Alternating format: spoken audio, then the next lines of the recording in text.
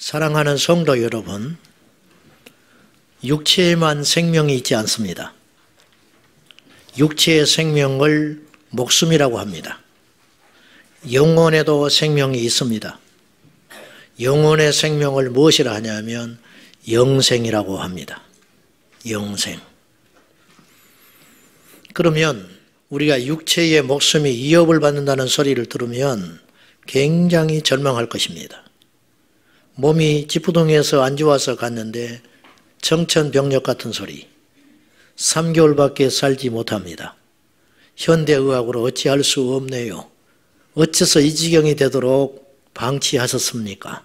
그렇게 말하면 몇 날 며칠을 잠을 못 이루며 이제 나는 어떻게 해야 되는가? 절망의 시간을 겪게 될 것입니다. 여러분이 교회에 왔을 때 진정한 복음이라는 것은 귀에 달콤한 소리가 아니로 정확한 소리. 그래서 복음을 내가 정확한 소리라고 이야기를 했는데요. 감히 여러분 중에 구원을 받지 못했다. 그런 소리를 들으면 여러분은 절망해야 됩니다. 그리고 두려움을 느껴야 합니다. 근데 현실은 그렇지 않습니다. 성경은 일관적으로 구원이 쉽다고 말하지 않습니다. 예수님도 그런 뉘앙스 자체를 풍기신 적이 없습니다.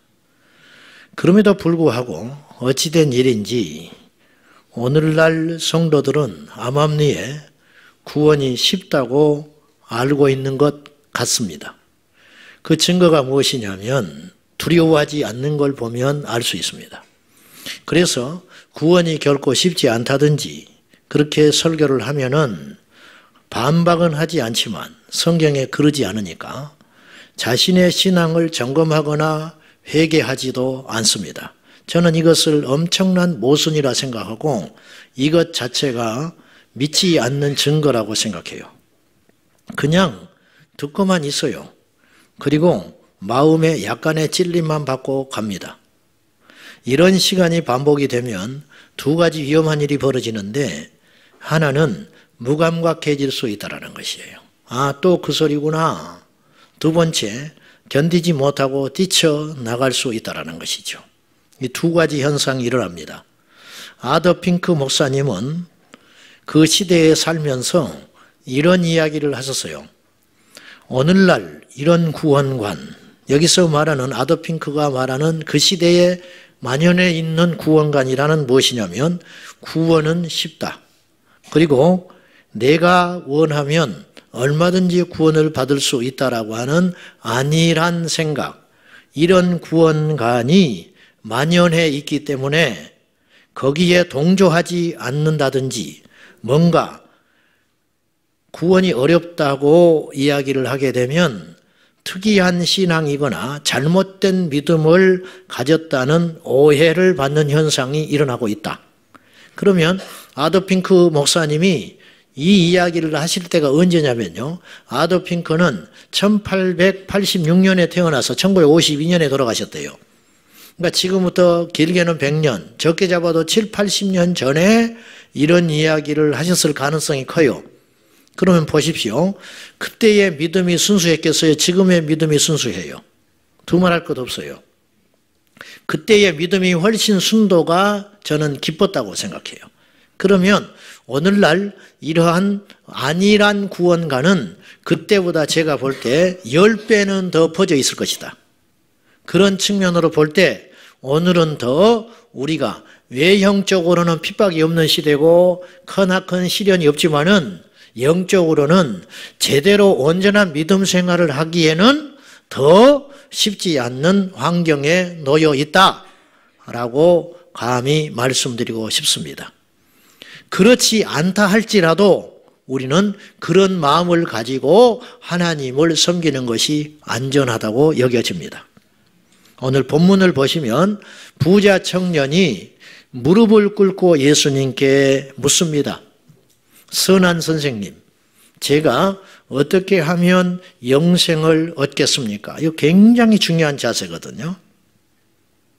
예수님께서 네가 율법을 지켰느냐?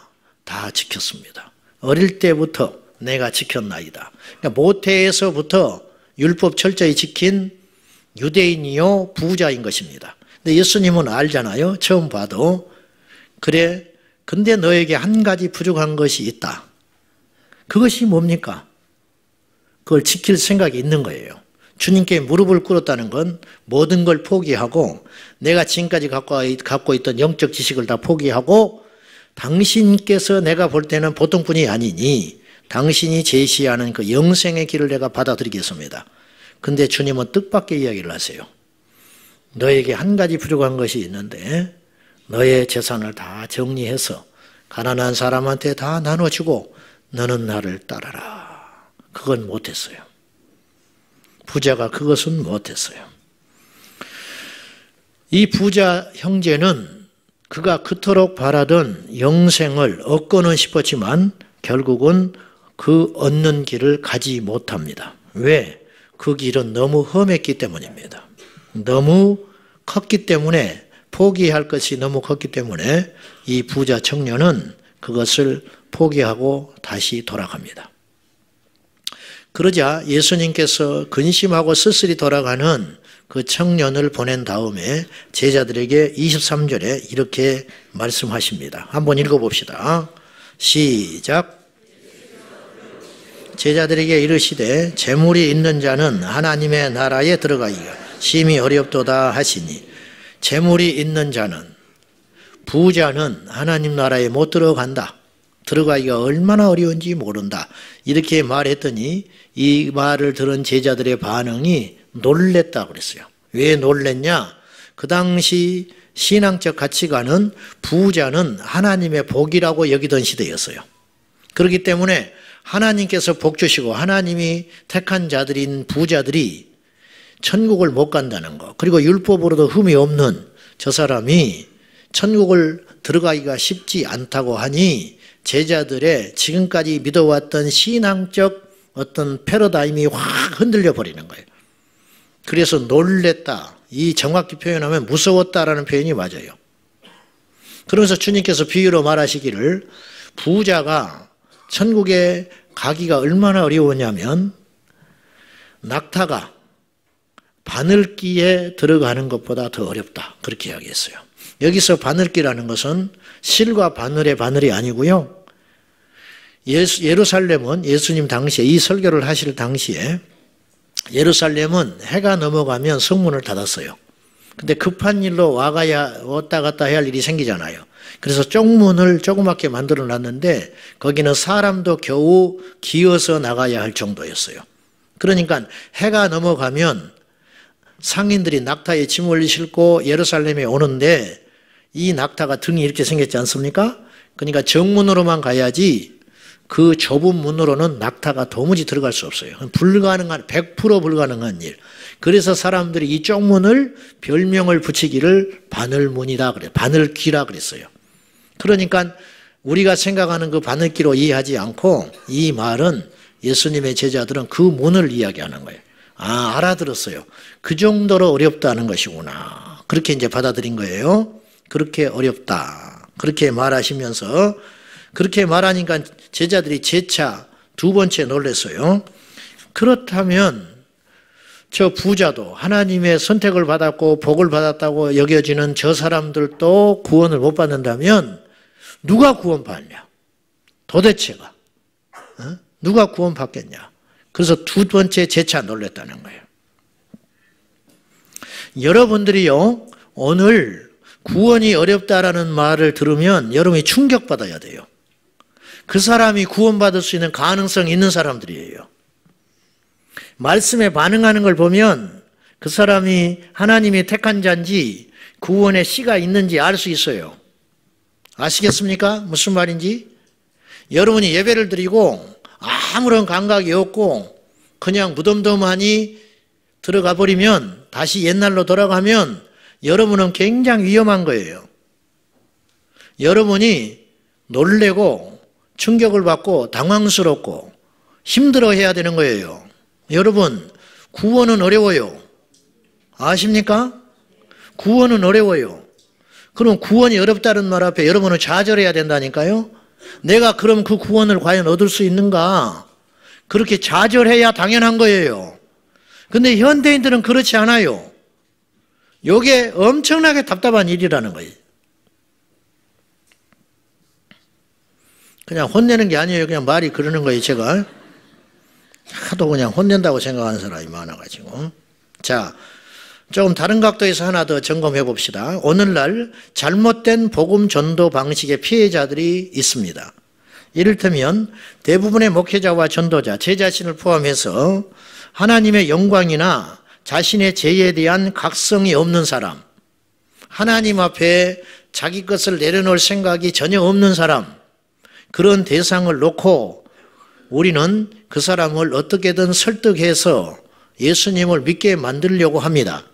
그래서 로마서 3장 23절을 먼저 드러내가지고 모든 사람이 죄를 범하였으며 하나님의 영광에 이르지 못합니다. 당신이 죄인인 것을 인정합니까? 그러면 가만히 생각해 보면 죄 짓지 않는 게 하나도 없거든요. 의인은 하나도 없어요. 어릴 때부터 지금까지 살아온 생애 가운데 죄를 하나도 안 지었다고 그렇게 자신 있게 말할 사람은 한 명도 없어요. 그렇기 때문에 고개를 끄덕끄덕해요. 다 동조합니다. 그러면 두 번째 재차 이렇게 말을 합니다. 요한복음 3장 16절 하나님이 세상을 이처럼 사랑하사 독생자를 주셨으니 이는 저를 믿는 자마다 멸망치 않고 영생을 얻을 수 있다고 복음을 제시하면서 여기서 믿는 자마다, 저를 믿는 자마다 그 속에 당신이 들어갈 수 있습니다. 그러면 이제 빛이 보이는 거예요. 당신이 해당됩니다. 맞군요. 그렇군요. 어떻습니까? 예수님께서 당신을 사랑하셔서 이 땅에 와서 십자가에 죽어주셨습니다. 그것을 믿으십니까? 그러면 고개를 끄덕끄덕해요. 그러면 형제님이 죄를 인정했고 예수님이 당신을 구원했다는 사실을 믿으면 구원받았다고 하니 저의 기도를 따라서 하십시오. 그리고 영적 기도를 시킵니다. 그 시간에 영적 기도를 하면 전도하는 사람이 막 감격스러워해요. 눈물이 글썽글썽합니다. 때로는 기도를 받는 그 전도 대상자도 울먹울먹 하는 경우도 있습니다. 그러면 그 기도를, 영적 기도를 끝난 다음에 악수를 하면서 손뼉을 치면서 형제님 이제는 구원받으셨습니다. 축하합니다. 오늘이 당신이 영적 생일입니다. 그리고는 기쁨으로 돌아가요. 근데 돌아간 이후에 그 형제는 아무것도 달라진 게 없어요. 그러면 그 사람이 구원받은 건가요? 근데 우리가 그런 착각을 수없이 하게 된다는 거예요. 이것은 사도 바울이 말한 바 하나님의 능력으로 그 사람을 구원받게 하는 것이 아니라 사람의 설득력 있는 말로, 사람의 지혜의 말로 성경 구절을 가져다가 그 사람에게 복음을 전하는 잘못을 범하고 있는 것이에요. 진정한 구원은 단순히 예수님께서 2000년 전에 오셔서 나를 위해서 죽으셨다는 믿음 이상의 것을 의미합니다. 그래서 지난주에 여러분이 조금 오해할 수 있을지 몰랐는데 제가 그 말을 했어요. 주님을 믿고도 구원받지 못한 사람이 있을 수 있다. 제가 그랬어요. 여기서 말하는 믿음이라는 건 온전한 믿음이 아니고 단순한 지식적, 동의적 믿음. 그래, 주님이 계셨어. 주님이 나를 위해서 십자가에 죽어주셨대. 그걸 믿어주는 거, 그것이 믿음이 아니에요. 그 믿음 가지고는 구원받지 못해요. 그 믿음은 주님이 원하시는 진짜 믿음이 아닙니다. 그러면 진짜 믿음이 뭐냐? 누가복음 13장 24절을 우리 한번 읽도록 하겠습니다. 자, 시작. 내가 너희에게 이르노니 들어가기를 구하여도 못하는 자가 많으리라.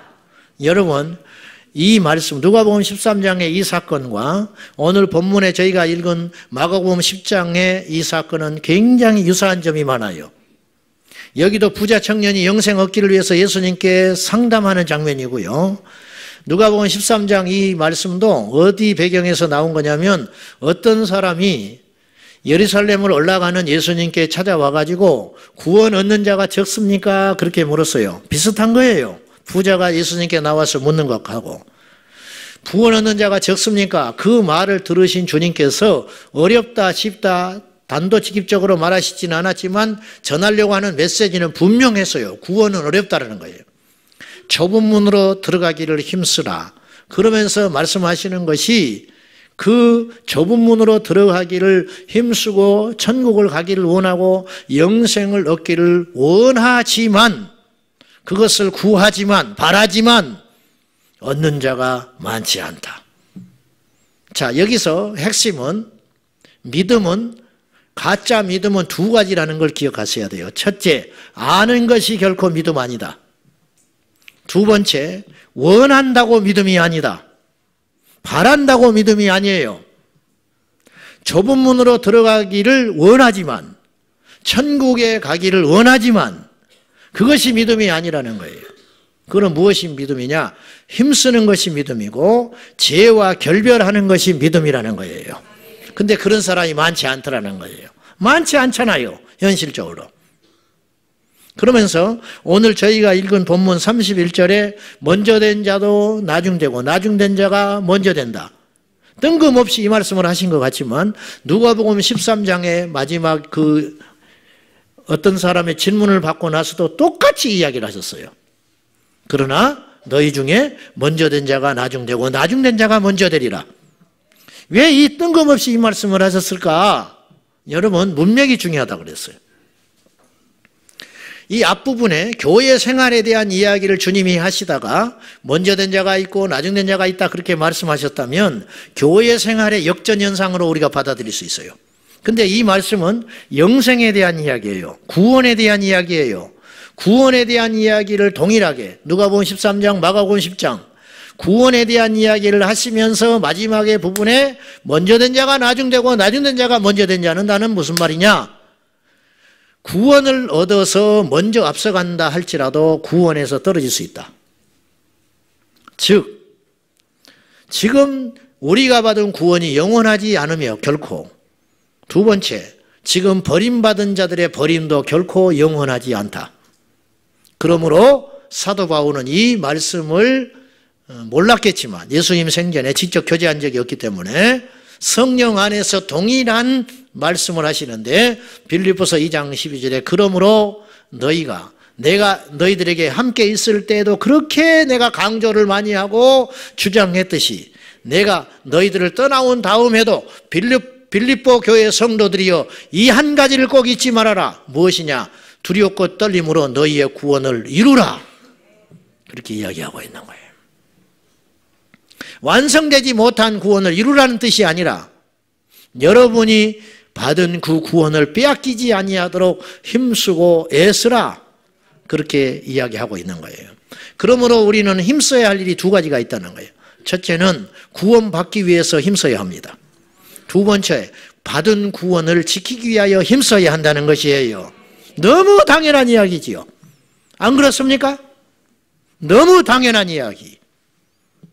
그리고 구원을 잃어버릴 수 있다는 그 이야기. 너무 당연한 이야기 아니에요? 성경에 그런 사람들이 수없이 등장하기 때문에.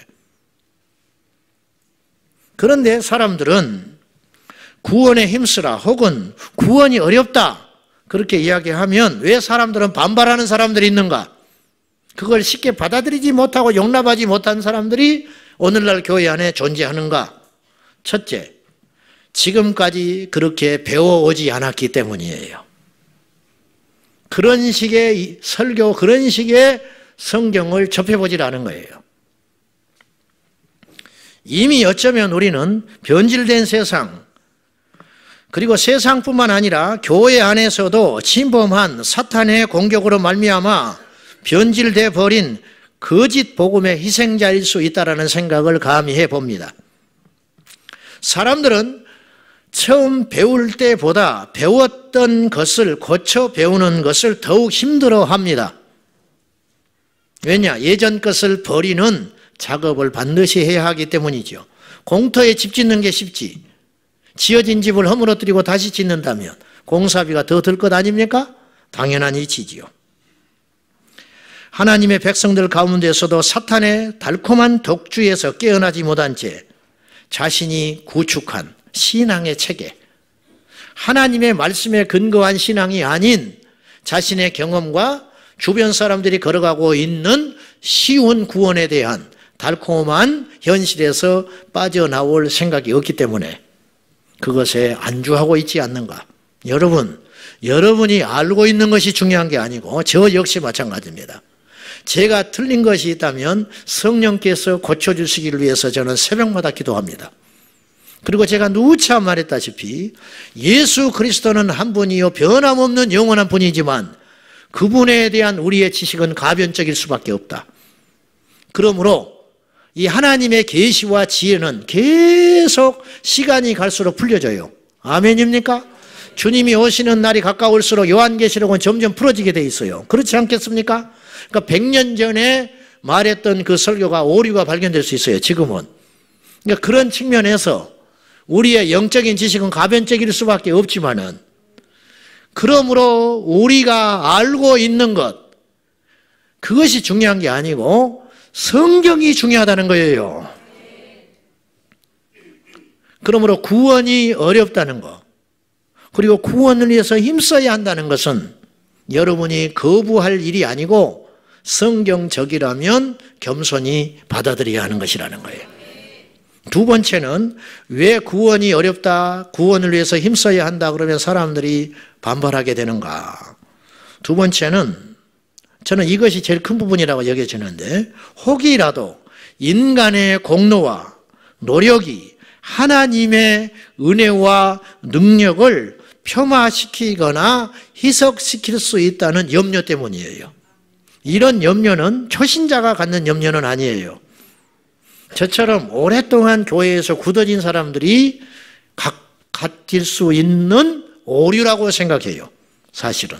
이해되시죠? 무슨 말씀인지. 더 쉽게 말을 못하겠어요. 저는. 구원을 힘써야 한다는 의미가 예수님의 속죄 사역에 인간의 노력이 더해져야 한다는 말로 받아들여져서 마치 그리스도가 이루신 속죄 사역의 완전성을 공격한다고 오해받을 수 있기 때문에 그것을 염려하는 것 같아요. 잊지 마세요. 예수님의 공로 외에는 우리는 어떤 인간의 노력도 구원을 이룰 수 없습니다. 그래서 주님이 오늘 뭐라고 하셨냐면 사람으로는 될 수 없다. 구원이라는 것이. 그러나 하나님으로는 하실 수 있느니라. 이 말이 무슨 말이냐면 우리의 공로, 우리의 방법, 우리의 노력, 우리의 구축한 종교성으로는 도무지 구원을 이룰 수 없다. 그러나 하나님의 방법으로는 된다. 그러니까 이 부자가 자기가 만들어 놓은 자기의 방법이 있죠. 그게 율법이에요. 어릴 때부터 다 지켰다고 하잖아요. 근데 그건 안 된다는 거예요. 예수님이. 그럼 무엇으로 되느냐? 포기하는 거. 네가 포기할 때 된다. 이게 포기하게 하는 것이 하나님의 방법이라는 거예요. 근데 우리가 그걸 못하는 거예요. 그러니까 구원은 이렇게 말씀드릴 수 있어요. 구원은 어렵지만 쉬울 수 있다. 왜 어떤 사람에게는 구원이 굉장히 어려워요. 어떤 사람이 어려우냐? 교만한 사람. 바리새인들에게는 구원의 길이 너무 먼 거예요. 그러나 창기들에게는 구원이 쉬웠어요. 이게 역설입니다. 대역설. 왜 쉬웠을까? 이들은 공로를 내세울 게 하나도 없는 거예요. 그냥 100% 하나님의 은혜가 아니면 하나님이 나를 긍휼히 여겨주시지 않으면 나의 지난날의 삶이 너무 악하기 때문에 주님의 나라에 갈 수 없다는 걸 무조건 인정할 수밖에 없는 거예요. 그렇기 때문에 바리새인들은 주님의 가르침에 대해서 계속 반발할 수밖에 없는 구조고 창기와 세리들은 주님이 말씀하시는 대로 제가 죽으라면 죽을랍니다. 가라면 가겠습니다. 뭐든지 할 수 있는 영적인 환경을 갖고 있다는 거예요. 그러므로 누가 복되냐는 거예요. 죄인이 복됩니다. 그래서 죄가 더한 곳에 은혜가 더하니라. 오늘날 교회 안에 여러분들이 고난과 시련과 아픔을 통해서 주님, 나는 주님밖에 없습니다. 그 사람이 복받은 상태입니다. 그 사람이 지금 구원 얻을 수 있는 기회예요. 근데 이상하다 말이야. 왜 목사는 저렇게 설교하지? 이 교회는 왜 이러지? 그 사람은 우리 교회만 구원이 있다는 뜻이 아닙니다. 제 설교만 맞다는 뜻이 결코 아니죠. 이해되시죠? 누가 설교해도 마찬가지예요. 내가 버릴 수가 없는 사람은 너무 많은 것을 가졌기 때문에 주님 앞에 포기할 수 없는 상황에 이른 그 지경에 있는 사람은 구원이 멀 수밖에 없는 것입니다. 세 번째로 왜 구원이 힘써야 한다 혹은 구원이 어렵다 그러면 그걸 쉽게 납득하거나 받아들이기 어려울까? 세 번째는요, 희생하거나 버릴 각오가 되어 있지 않기 때문입니다. 우리 주변을 보십시오. 어느 날 교회에서 안 보이는 사람이 있습니다. 연락이 되지 않는 사람이 있습니다. 믿음에서 파선한 사람이 있을 수 있다고 생각해요. 가정을 해봅시다. 교회를 단순히 옮긴다든지 떠났다는 것이 아니라 믿음에서 완전히 파선한 사람이 있다면은 그들의 공통점이 뭔지 아십니까? 한마디로 이렇게 표현할 수 있어요.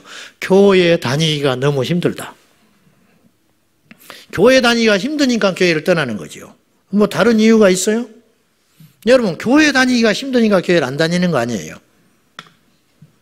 그럼 묻겠습니다. 뭐가 힘듭니까? 버리기가 힘들다는 거예요. 포기하기가 힘들다는 거예요. 포기하기가. 주말마다 나는 골프장에를 가야 되는데 처음에 교회에 오니까 나름대로 신선하고 또 뭔가 좋은 사람들이 있고 다녀봤다. 한 2달쯤 지나니까 내 인내심의 한계가 왔어요. 주말마다 골프를 치지 않고 친구들하고 어울리지를 못하고 사업자 만나야 되는데 벌써 사업에 어떤 문제가 생기고 그런 위기가 올 때 그것을 포기할 능력이 자기에게 없는 것이죠. 그러면 그때부터 무너지기 시작합니다.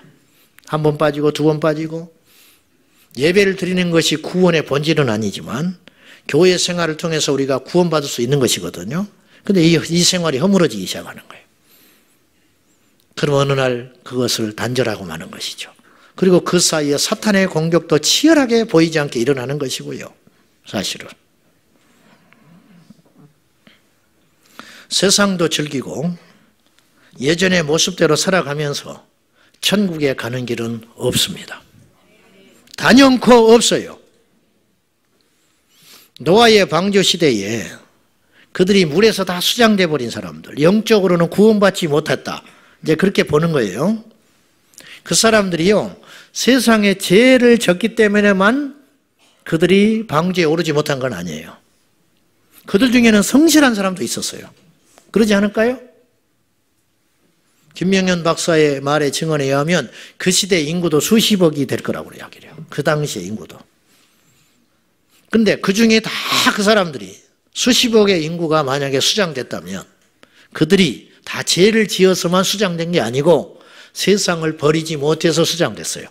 예수님이 힌트를 말씀하셨는데 그 노아의 시대 사람들에 대해서 예수님이 정확히 이렇게 이야기했어요. 그때 8명 외에 구원받지 못했다.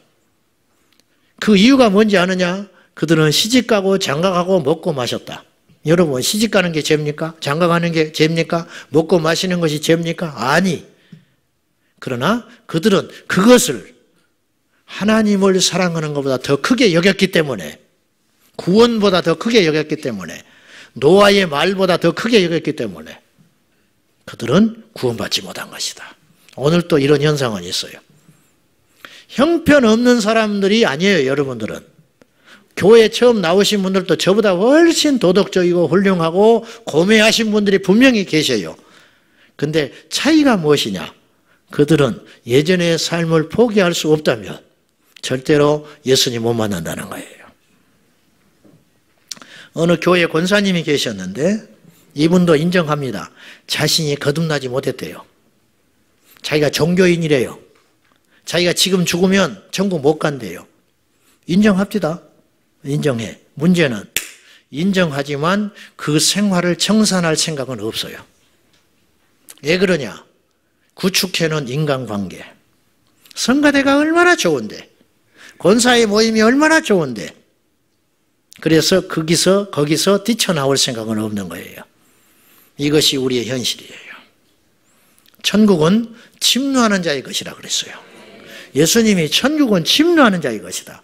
침노하기 위해서는 힘써야 돼요. 침노라는 건 공격한다는 거예요. 천국은 굉장히 강한 언어를 주님이 쓰신 거예요. 천국은 다가오는 게 아닙니다. 천국은 기다리는 게 아닙니다. 천국은 취하는 거예요. 붙잡는 거예요. 천국은 침노하는 자의 것이다. 서 있으면 못 얻어요. 그러면 천국을 공격하고 천국을 침노하여 붙잡기 위해서는 포기해야죠. 포기해야죠. 당연한 이치지요. 근데 이거 할 수가 없는 거예요. 그래서 싫은 거예요. 하나님의 나라 천국은 구원의 숫자는 정해져 있지 않습니다. 무슨 말인지 아시죠? 14만 4천 명만 구원받는 거 아닙니다. 절대로 구원의 숫자는 정해져 있지 않지만 구원의 커트라인은, 예수님께서 지정하신 구원의 커트라인은 한 번도 애누리가 없습니다. 초대교회 성도들이 가졌던 구원의 기준과 이 시대에 우리가 가져야 할 구원의 기준은 똑같다라는 거죠. 그러면 마지막으로 진정한 구원 신앙의 핵심은 뭔가? 우리가 이걸 좀 알아봐야 합니다. 자, 정리를 잠깐 해보면 구원 얻기는 어렵다. 이게 결론입니다. 구원은 쉽지 않은데 어째서 구원을 쉽게 생각하는 풍토가 생기게 됐는가? 그것은 복음을 너무 쉽게 생각하기 때문이다. 듣는 자나 전하는 자의 모두의 잘못이다. 그러면 구원이 어렵다고 말을 할 때 사람들은 쉽게 받아들이지 못한 채 반발하는 흐름들이 있다. 그 이유가 무엇이냐? 아까 말씀드린 세 가지. 잘못 알고 있다 이거예요. 잘못 알고 있다. 두 번째, 우리의 행위를 이야기하면 예수님께서 이루신 속죄 사역이 혹시 흠이 있을까 봐. 세 번째는 구원을 그 어려운 구원을 얻기 위해서 희생하고 포기할 것이 많기 때문에 그것은 하기가 싫다는 거죠. 그러면 진짜 구원이 뭐냐? 진짜 구원 신앙을 위해서 우리가 기억해야 할 것이 있는데, 첫째는 진정한 구원은요, 지옥으로부터의 구원뿐만 아니라 죄에서부터의 구원도 포함한다는 사실을 여러분이 기억하셔야 돼요. 찰스 스펄전 목사님은 이 부분을 명확히 이야기를 했습니다. 많은 사람들이 구원에 대한 설교를 들을 때 구원 그러면 그 구원이 지옥으로부터의 구원을 의미한다고 생각한다. 저 역시도 그렇습니다. 찰스 스펄전 목사님 이렇게 이야기했어요. 물론 그렇다. 동의했어요. 당연하지요. 지옥으로부터의 구원이 구원이지요. 물론 그렇다. 그러나 구원이란 그 이상의 의미를 갖는다. 지옥으로부터의 구원의 이상의 의미를 갖는데 그것이 뭐냐? 그것은 죄로부터의 완전한 결별도 의미한다. 스펄전 목사님 그렇게 이야기했어요. 여전히 죄 가운데 있으면서 나는 구원받았다고 주장하는 것은 억지이다 그랬어요. 죄는 사망입니다. 당연히 사망이에요. 아직 이뤄지지 않았지. 죄는 사망이에요. 구원은 영생이에요. 아직 우리가 영생을 얻지 못했을 뿐이지 구원은 영생이에요. 죄는 반드시 사망의 그 덫에서 헤어나올 반드시 죄인은 심판받아요. 아직 심판만 안 받은 것뿐이지. 여전히 부자고 여전히 자식들이 형통하고 여전히 건강하고 여전히 사회적으로 승승장구하니까 자기가 죄인인지를 모르는 것뿐이지 반드시 죄에는 대가가 따라요. 죽은 다음에도. 구원은 구원받았음에도 불구하고 여전히 가난하고 구원받았음에도 불구하고 여전히 고난이 끊어지지 않지만은 여러분이 소망을 가져야 할 이유는 뭐냐면 구원의 결과는 반드시 영생이기 때문이에요. 이 두 길밖에 없는 거예요. 이게 복음이에요. 사망은 곧 지옥입니다. 그래서 결국 죄가 곧 지옥인 거예요. 그러므로 죄로부터의 구원은 곧 지옥으로부터의 구원이라 그렇게 표현할 수 있는 것입니다. 여러분, 어떤 여인이 결혼을 했어요. 근데 여전히 예전에 만나던 남자를 만나요. 그러면서 이 여인은 이렇게 주장해요. 남편에게 내가 당신을 사랑한다. 그리고 내가 당신한테 못한 일이 뭐가 있냐. 삼시세끼 밥을 차려주는데 게을렀냐. 집안 살림을 게을리했냐. 애를 키우는 것에 게을리했냐. 나는 다 했다. 그리고 당신을 사랑한다. 단지 나는 옛날의 남자도 사랑할 뿐이다. 그러면 그 남편이 아이고 그래 미안하네 내가 오해해서. 그럼 바보가 있을까요? 오늘 우리가 예수님을 그렇게 믿어요. 예수님 내가 11조를 합니다. 주님 내가 주의를 범한 적이 있습니까? 내가 교회에서 하라는 봉사를 안 한 적이 있습니까? 내가 기도를 안 하기를 합니까? 성경을 안 읽기를 합니까? 주님 사랑하기 때문에 제가 다 합니다. 그 대신 옛날에 세상에 즐기던 것도 하고 있습니다. 그렇게 말하면 아이고 주님이 미안하다, 오해했다 그럴까요? 택도 없는 소리라는 거예요. 근데 오늘날 우리가 세상을 죄를 끊어버리지는 못한 채 주님만 믿고 있는 거예요. 그건 믿음이 아니라는 거예요. 여러분 논리적으로 저한테 반박해 보십시오. 제 말이 틀렸는지. 당연한 거 아닙니까? 우리 주님께서도 그 이야기를 누차 하고 있는 거예요. 이 부자 청년의 이야기를 통하여 교훈하시면서 베드로가 이 말을 알아들었어요. 주여, 우리는 다 버렸나이다. 다 버리고 주를 따랐습니다. 저 부자와는 다르지요. 자랑이 아니고 그렇게 이야기했어요. 주님이 못을 박아버립니다. 나와 복음을 위하여. 결국 예수님과 복음을 위해 산다는 건 나를 위해 사는 거예요. 그래요, 안 그래요? 여러분, 주님을 위해 산다는 거. 주님이 뭐가 아쉬워서 우리가 주님을 위해 살아줍니까? 냉정히 따져보십시오. 주님이 가난하기를 합니까? 주님이 우리처럼 실수가 있으십니까? 주님이 우리처럼 능력이 없으십니까? 우리가 주님을 도와준다고요? 택도 없는 소리 하지 마십시오. 우리가 주님을 위해 산다고요? 뭘 주님을 위해서 합니까? 주님께 필요한 게 뭐가 있어서 우리가 주님을 위해서 합니까? 주님이 말하셨어요. 나와 복음을 위하여 사는 것은 결국 우리가 우리를 위해 사는 거예요. 그렇지 않아요?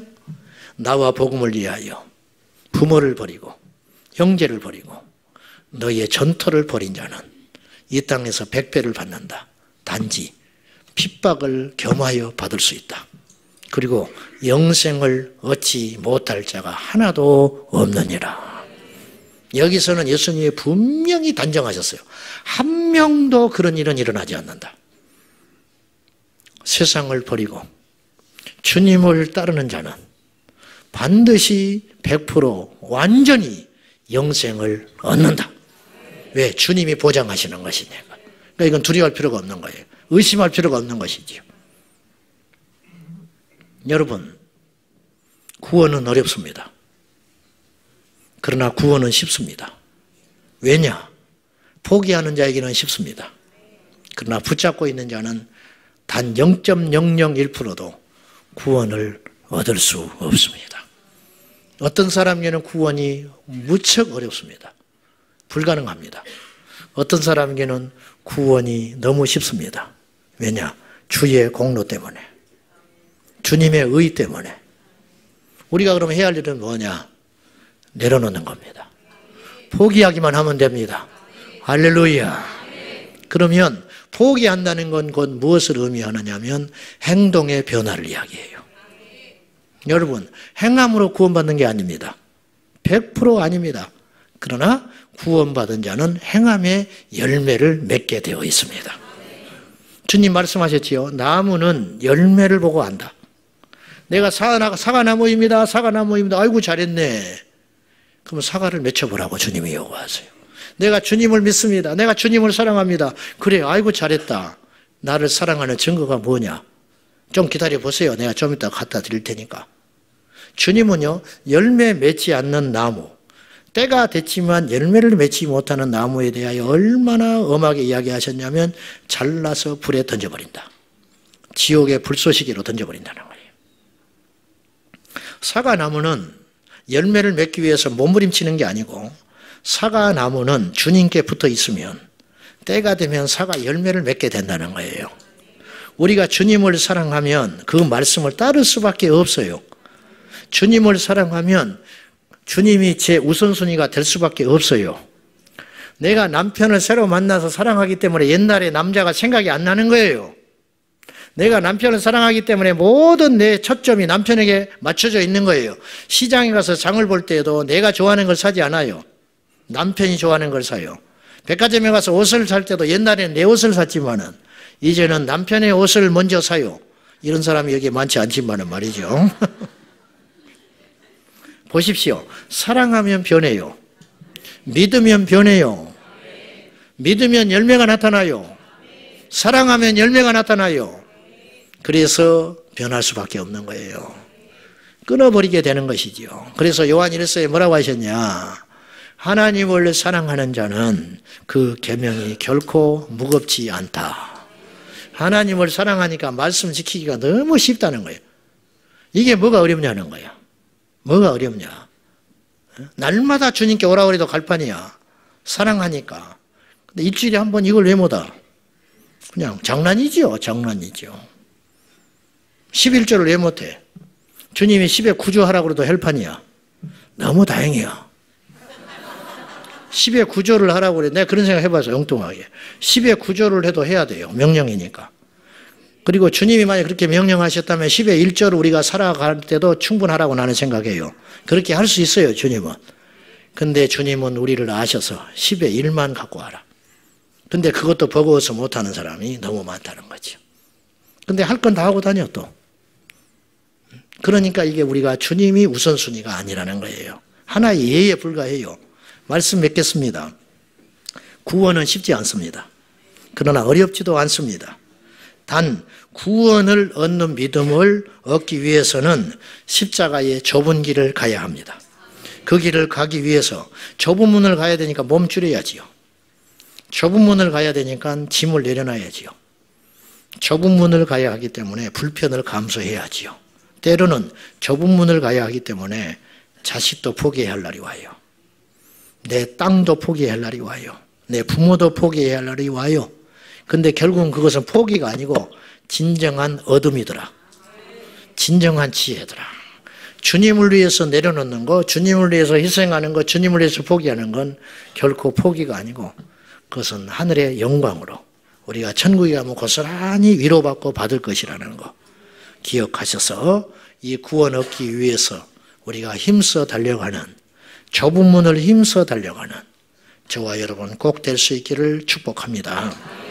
기도하겠습니다. 하나님, 구원은 어렵습니다. 이 말씀 우리가 누차 들었음에도 불구하고 여전히 생소합니다. 여전히 우리는 언제든지 내가 구원 얻을 수 있다고 여겨지면 구원 얻을 수 있다는 교만으로 가득 차 있는 것 같습니다. 주여, 우리에게 회개의 영을 부어주시고 진리의 영을 허락하여 주셔서 우리 현실을 바로 알게 하시고 진정한 애통함으로 여호와께 나가게 하여 주시옵소서. 오늘 예배하는 우리 성도님들 중에 모두가 천국을 침노하게 하여 주시옵소서. 예수님의 이름으로 기도하옵나이다. 아멘.